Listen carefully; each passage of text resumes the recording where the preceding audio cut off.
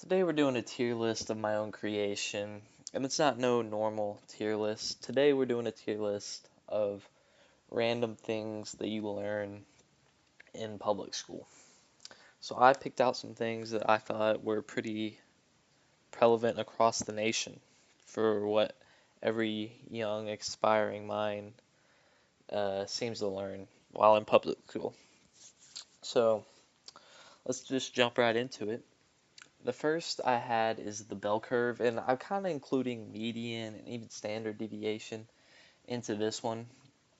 Probably learn this maybe in a statistics class, and a median mean, that's probably a lower level, but the bell curve specifically, probably, junior high or something like that. And I mean, the mean's good and all, no uh, diss dissing towards, you know, the mean, median, mode, range, and all of them, but it's just not a standout. And I think I'm gonna have to put the bell curve at B tier for that reason. Excellent subject, excellent concept rather. But I think it's not good enough to be an A, not bad enough to be a C. It's kind of just mediocre. And we move on to the color wheel. This is a lower level, maybe second grade, kind of blue and yellow makes green type of situation. Maybe you take an upper level art class and you get into a little more color theory, but I'm kind of just sticking to the color wheel on this one. And I think the color was great. I think it's a great subject, great concept to learn. Uh, it is a little, primary. The color's a little bit primary, so not gonna be upper level, but I think it's a root, it's something everyone knows, and I think you gotta put it in A tier for that reason. I mean, it's classic, it's well defined, it's just head and shoulders above the rest of the other things. It's not like shapes. It's not square and rectangle and that sort of thing. It's color, you know. And color's hard to do. So I think for that reason I'm gonna have to give it the A tier. We move on to cool math games. Now, this isn't taught, but I'm gonna put it S tier already. Cool math games is by far one of the most integral part of a public school education. If you went to public school and you weren't on cool math games, then you really didn't go to public school, and I think I can leave it at that. The next one is dodgeball. It's not really taught to you, but you learn it, and you learn it through Dodgeball Fridays or Action Ball Fridays. I think at my school you couldn't call it dodgeball because of the negative connotation around the word dodgeball, I think, and towards bullying. I think Disney Channel had a pivotal role in the consequence or the downfall of the dodgeball. So we had to call it Action Ball Fridays. But again, Action Ball Fridays were great. I'm not sure they were an S because I can see some people might not enjoy them. I think they don't have a lot of versatility, and I think I just have to put it at A tier, to be honest. Next, we're going to fanboys. These are the classic compounding conjunctions used. So your and, for, and, nor, but, or, yet, so. Uh, this is this is probably a fourth or fifth grade level. I can't remember when I learned this one, but obviously the fanboys, the acronym, uh, they're not great. It's cool to say, fun to learn. I think compounding sentences are definitely better than the what are the other ones called? Compound sentences and complex. So the becauses, the senses, fanboys are definitely better than those. So I think I'll put them at B. I think that's a pretty just, It's got the negative English uh, buff on it, You can't, or a debuff rather. You can't really, you know, English is hard to get an A tier or an S tier even. So I think with that, you got to put it B tier. It's a classic subject, classic, but I just don't think the fanboys are doing it for us today, and I think we got to leave it at B tier. Next up is fractions. That's an easy D tier. Fractions are, just not good. I think the decimal is the clear, better way to define parts of numbers. I think fractions are kind of overrated. And that might just be a personal thing, but again, this is my tier list, so I can do what I want with it. But I think it's an easy D tier for fractions. And that might be a little controversial, but I think at the end of the day, the decimal is just better than the fraction, and head and shoulders better. So I think it's an easy D tier. Next, we move on to the Gettysburg Address. I think that's an easy A tier. I think along with the Battle of Gettysburg, which I've kind of include with it, I think it's an easy A tier. Abe Lincoln, 407 years ago, just a classic, all-time great speaker. I think it was like 17 minutes in length, and really just swayed the people and wrote it to stone. Really, that is the Gettysburg Address is something you can go to the bank with, and I think that's what's so generational about it. And it's also got the Civil War buff, kind of like the antithesis to the English. Everything in the Civil War is pretty cool, fun to learn about. Maybe not cool, but fun to learn about. It's interesting, and I think it's an easy A tier. Maybe I'm cutting it off a little bit. I'll put it above the color wheel. It's borderline S, but I don't think the Gettysburg Address gets there fully.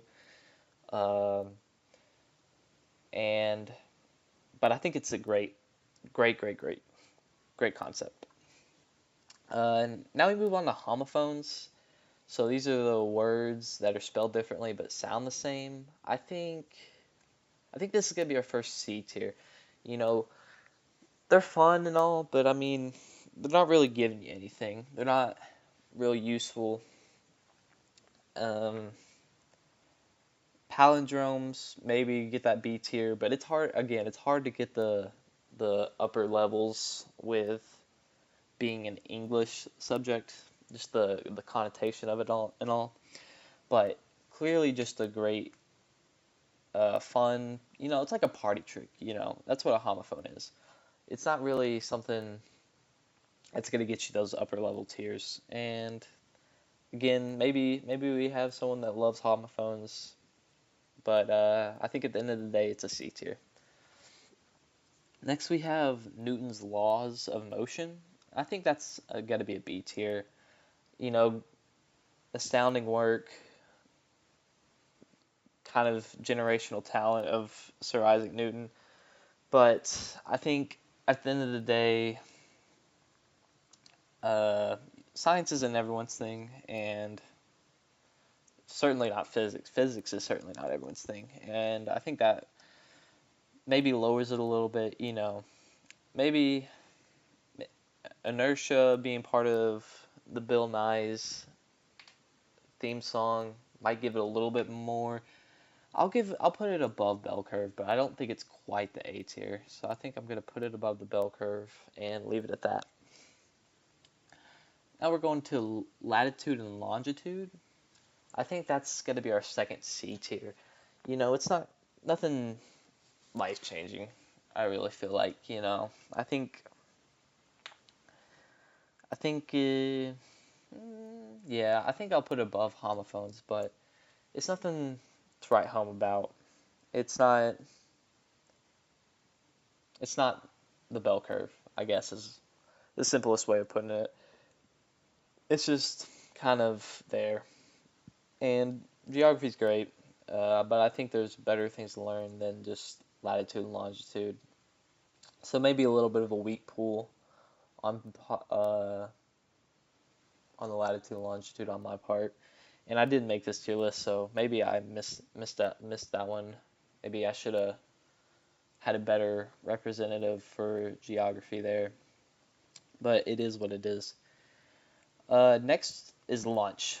Lunch, easiest here. Again, maybe not something you learn, but you can't have public school without lunch. I think the cafeteria is probably more important than the classroom in some cases. And I mean, when you think about it, you go to class for 50 minutes uh, for like one session, But I mean, you're looking forward to lunch all day. And I think to have that many students' attention is something we all need to aspire to be, and all these subjects need to aspire to be. They need to be more like lunch, because I think lunch just is there. It's an omnipresent thing in students' minds, and I think that's something you can't just copy. There's a talent in that. It's not something you can just do. So again, lunch, easy S tier. Next, we have the mitochondria is the powerhouse of the cell. I think it's a fun concept and all. I think it's a little overrated. Easy B tier. I think we can move on. Uh, I think it's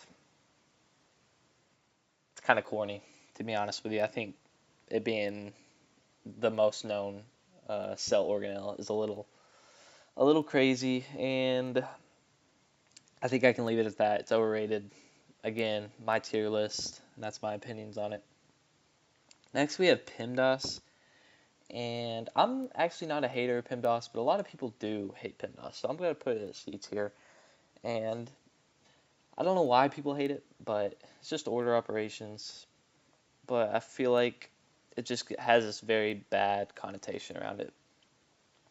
Next is the quadratic formula. That's going to be our second D tier.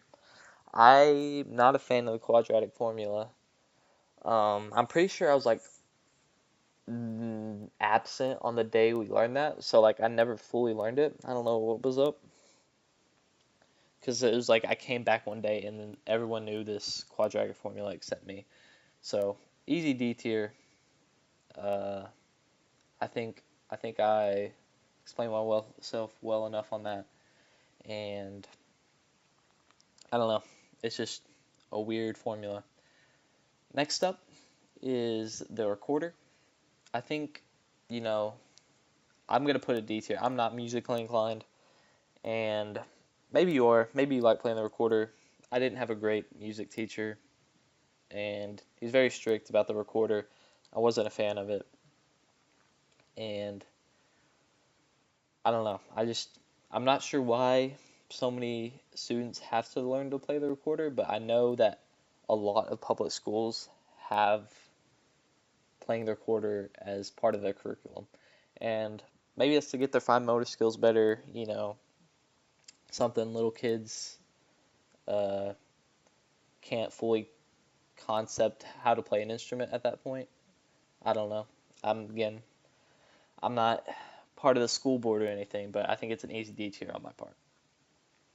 And next, the semicolon. Just the semicolon. Again, the English debuff. And semicolon, I think it's just not needed. I don't think that we needed the semicolon.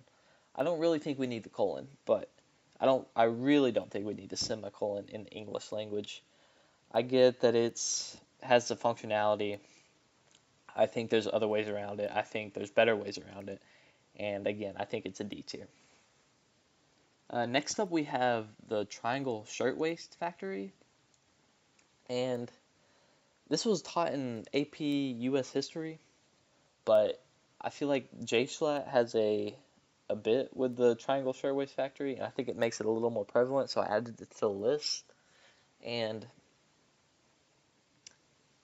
the Triangle Shirtwaist Factory sparked a revolution in the workforce that has got labor laws to what they are today.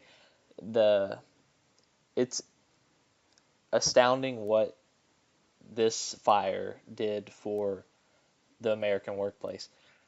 And I think you have to put it A tier for that reason alone. I think it's great. I'll put it even above Dodgeball. I don't think it's above Color Wheel, but it's astounding work, uh, and it's just a very interesting topic, and I think it has to be A tier. And last we had the water cycle. It's just the basic thing, kind of primary, kind of on the lower level for your grade wise, not grade wise, but like lower grades. You learn this, and evaporation, all that condensation. I think it's great. Don't hate it, don't love it. So that's an easy B tier for me. And I think that's the list. Maybe y'all hated this list, maybe y'all didn't, but I think I got it. I think this is a pretty good list for me. Maybe you didn't like it. Again, do you. Subscribe. I don't care. Or